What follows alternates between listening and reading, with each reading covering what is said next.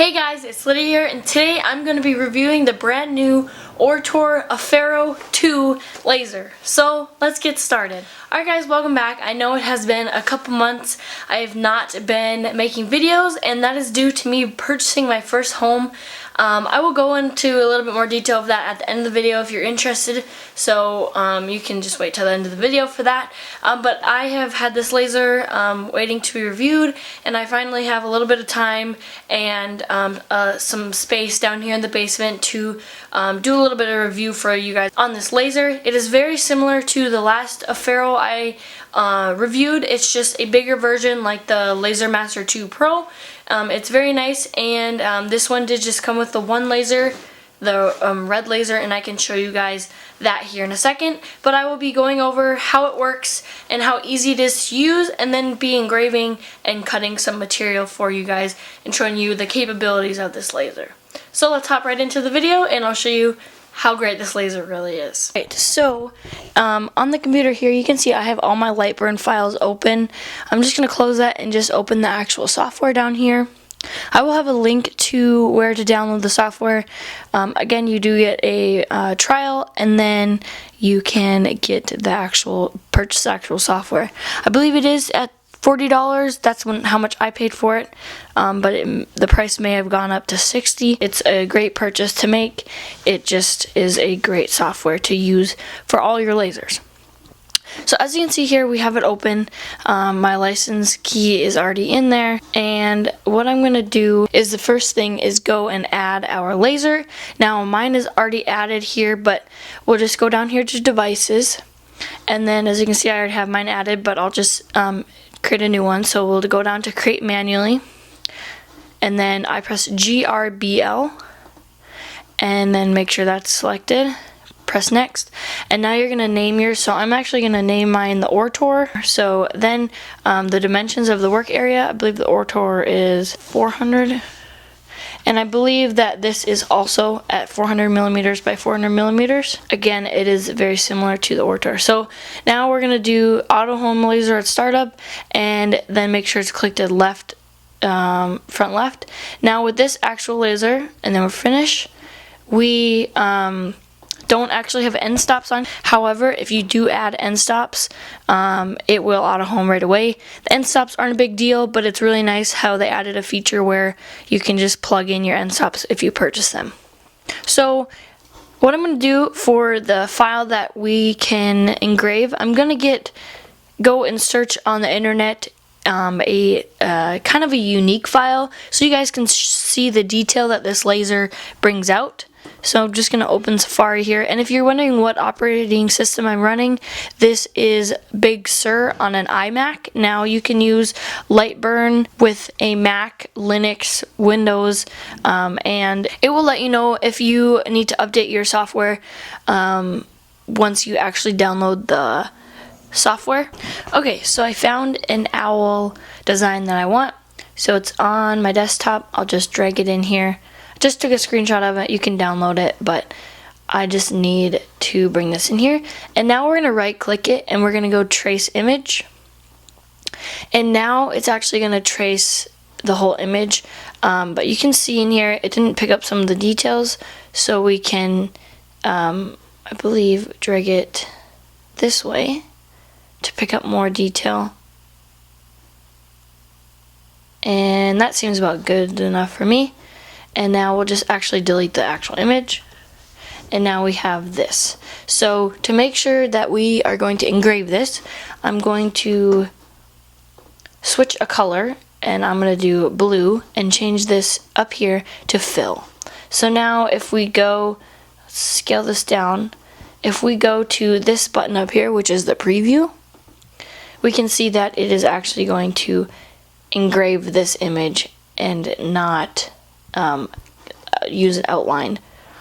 So we're going to set the height of it. I'm going to put as 2 inches, just so that I can have a good size to engrave on different materials. And what I like to do is drag it down here to the corner, because this is the corner reference of where your laser is going to be sitting. So if I had a rectangle here, I would reference or set the laser point to here, and then it goes and engrave. So the next thing to do is look at your speeds and everything over here. Now what I like to do is change all this to 100, at least the power, because I always use my lasers at 100 power. It doesn't affect the laser at all, at least from my experience. And then what I like to do is, usually when you go to the move button here, you can see a fire button to turn your laser on to know where it's actually positioned. So to do that, we're going to go up here to edit and go to device settings, and then you'll do enable fire button and press OK. And now usually what you have to do is reset light burn.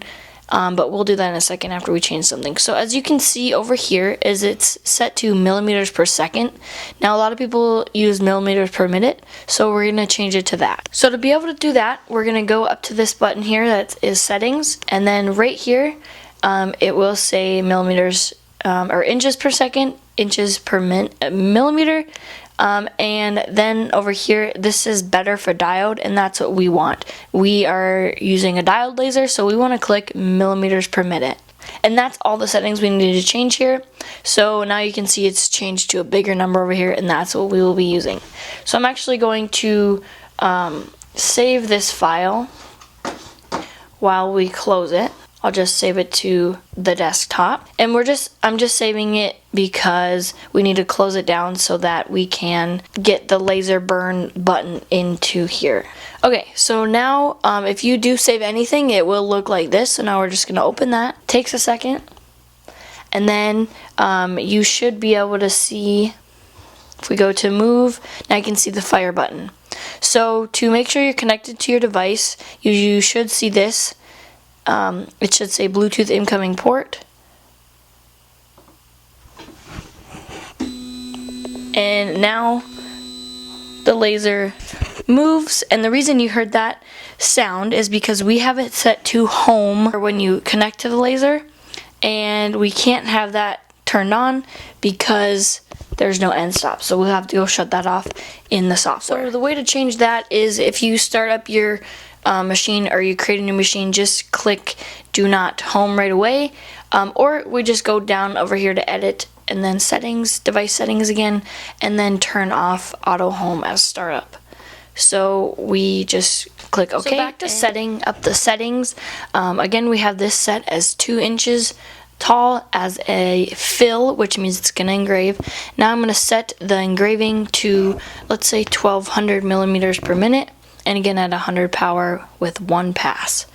And again, our machine is connected, and I'm going to show you guys, I'm going to move the camera to the laser and show you how to focus the laser, and then we will send the engraving using the start button. One thing I did actually forget to mention about using this Ortur Aufero 2 is, because it doesn't have a home system, to actually be able to connect your machine to Lightburn, you actually have to press the stop button, and then it will give you an unlock code.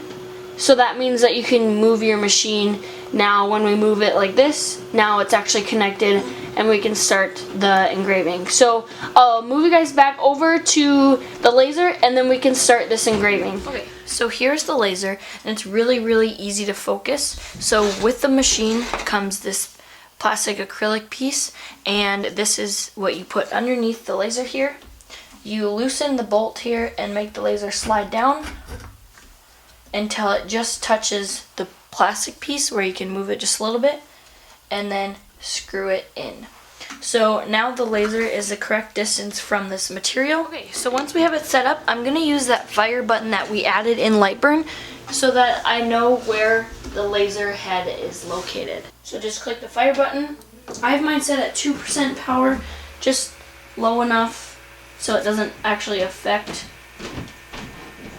the material. And now we'll just set it to the corner.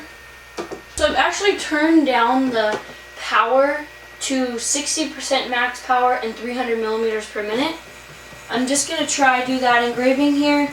It seemed to be engraving way too much at 100 power, which is a bit odd because that's usually, I usually keep it at that power.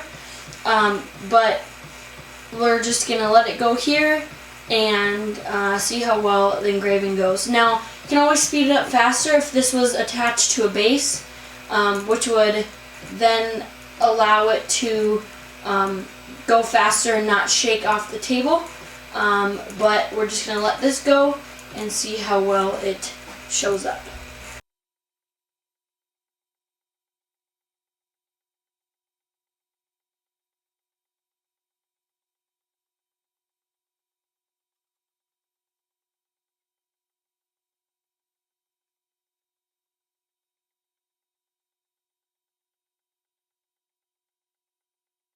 Alright, so it is finished. It took about 6 minutes or so. As you can see, it was a little bit off, but this detail is phenomenal, and it's really amazing how dark it is when it was engraved at 60 power, and I believe it was 2600 millimeters per minute. I've never had a laser do that. And for an example, this was at 100 power at 1200 millimeters per minute, so it burned through this entire thing. So I don't know, again, if the focal point is just smaller and so it gives you more detail. But now I'm going to try some leather and some other materials to show you guys how well those engrave as well. The leather setup, again, always make sure you re-measure the height of your laser every time you add a different material. Again, just use this piece of acrylic. I'm going to do the same exact design on here, and I'm going to run it as 5,000 millimeters per minute at 70 power.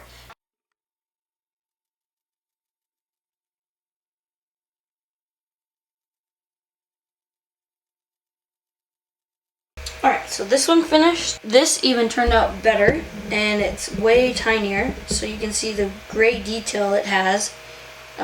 Again, you can feel it on there a little bit, but it's not going to wipe off, and it's not too deep. So this laser can definitely engrave this leather. And of course, MDF is engravable, but I'm just going to show you guys it anyways. We're going to run this one at 60 power at the 3600 millimeters per minute. Okay, so the MDF is finished, and as you can see, this was again at 3600 millimeters per minute is 60 power. That's actually really, really detailed.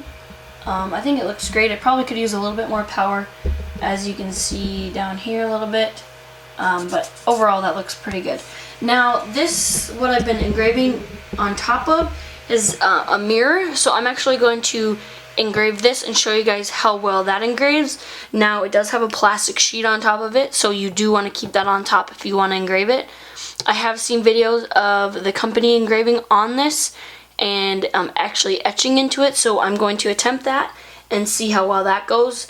With that being said, I'm going to crank up the power to probably 80 and see how well that engraves.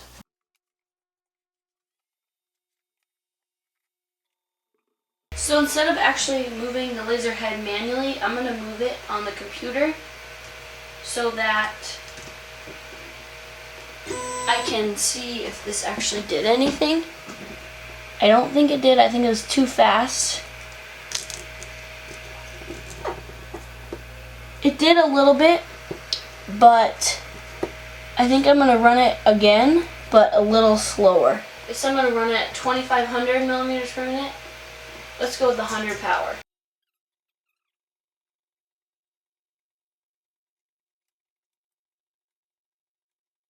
Okay, so it is engraved, hopefully, and I'm just going to peel this off here. As you can see, it definitely transferred, obviously because there's a hole here, but I believe there's a way to rub it off, and it actually did engrave on the metal. I think if I did it really slow, say 100 millimeters per minute maybe, instead of I believe I did 2500, you would be able to see it better, but it's definitely there. Not sure if it's because of this material on here, but this is what they sent, and yeah, I mean it's engraved pretty well. But now we're going to do some cutting. So we're going to see how well first this stuff cuts. So we're going to set it up again, and then I'm going to run it at 1,000 millimeters per minute with 100 power. See how well that goes. I usually cut things at like 100 to 300 millimeters per minute, but because this has been showing great power, I'm going to start high for right now. And I'm going to run it at 2 passes.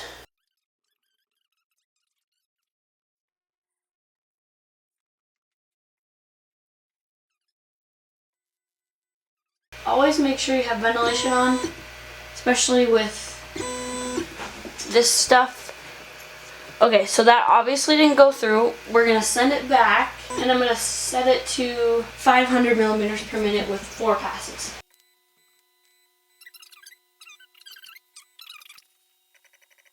So as you can see, that cut right through it. There was a little bit that was stuck, so maybe knock it down to 400 millimeters per minute. That's just to make sure it cuts through all the way. Like I said, I'm sure I could do less passes, but with this stuff you want to make sure you can cut it all the way through without having to do an extra pass. As you can see, that cut right through. That's the top one. Now this is thinner stuff, but this is still leather, and it's pretty surprising how well this machine can cut with just the leather. And it's not even using an air assist, so I'm sure if there's an air assist it would do even better. But now we're going to do some acrylic. Now this little black piece of acrylic came with the laser, so we're going to do the same exact square cut, and I'll probably keep it at 350 millimeters per minute with the 4 passes, just to see how well it does. Now this machine is running pretty fast for the power and for what the outcome is. And what I mean by that is, like the other lasers I have, I usually have to do really slow passes to be able to cut anything. And especially with that leather, I was really surprised on how many passes I actually had to go with such a high speed. It was such a low amount of pass count. So with the acrylic, as you can see, it popped right out. So this machine can successfully cut acrylic. It is thinner acrylic, but it still is black acrylic especially. Now you can probably cut other colors, but the lighter the color and the more clear it becomes, the less easy it is to cut it because of the reflection. Now this is an opaque orange acrylic, so I'm going to actually try and cut this.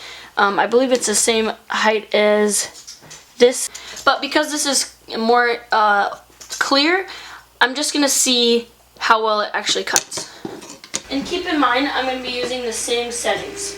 So it's going to be 300 millimeters per minute, 100 power, 4 passes. Now the reason it's harder to cut this type of acrylic is because, as you can see, everything is lit up, which means the focus point is kind of bouncing everywhere. But yeah, as you can see, it didn't even cut through the other side at all. It just kind of keeps melting the same spot. So clear acrylic is not the way to go, but black is definitely really easy to cut. Next, we're going to do this simple stuff. As you saw already, it cut itself while trying to engrave. So we're just going to run a simple square here as well, reset the height, and I'm going to run this at probably a pretty fast speed and a high power just to get it cut. And I forgot to mention, those acrylics were engraved at 100 power, and that will probably make it cut right through. And again, this is really thin craft plywood, I guess you would call it. So of course this laser can cut it really easily. Now we're going to try to cut this MDF because a lot of people ask about MDF, if these lasers can cut it because it's so dense and has so much glue in it. So I'm going to test it out for you guys here, and we'll see if this MDF cuts. So for this, I'm going to do a lot slower. It's probably 300 millimeters per minute. We're going to give that 4 passes as well at 100 power. And it did almost cut through here. I can push it out. Again, this is about an 1/8 inch thick. Alright guys, so that is it for the video. I really hope you enjoyed it. This laser is pretty awesome, and it is very similar to all the other Ortur lasers. This Aufero is very similar to the Ortur Laser Master 2 Pro, besides not having any of the safety features. It's just a nice big laser to have, and it's definitely an upgrade from the original Aufero laser that I reviewed. And again, you can get different laser heads with this laser, just order different ones. There are different options again, and I definitely recommend the LF version because that has the air assist, and it just makes things a lot easier when you decide to cut with the laser. So with my moving situation, I finally have my house. We are working on it. We had to remodel basically the whole house, and I have a big shop in the back. It is my garage, but it is a giant garage, so it will be converted into my wood shop. However, it has been negative 40 degrees here recently, and that has been preventing me from actually working out there. So luckily, I can do these videos in my basement like I did before in the past in my parents' house. But hopefully I can move all these lasers outside to be ventilated and to work properly. But for now, I will be doing my best to produce these laser videos. I have a couple other lasers I have to review, and I will be doing my best to get those out. So if you have any questions about this laser, please let me know. It is very similar again to all the other Ortur products. It's just a little different in the style of the build quality and everything. But I really enjoyed making this video for you guys. I hope you enjoyed it as well, and I hope to see you in the next video.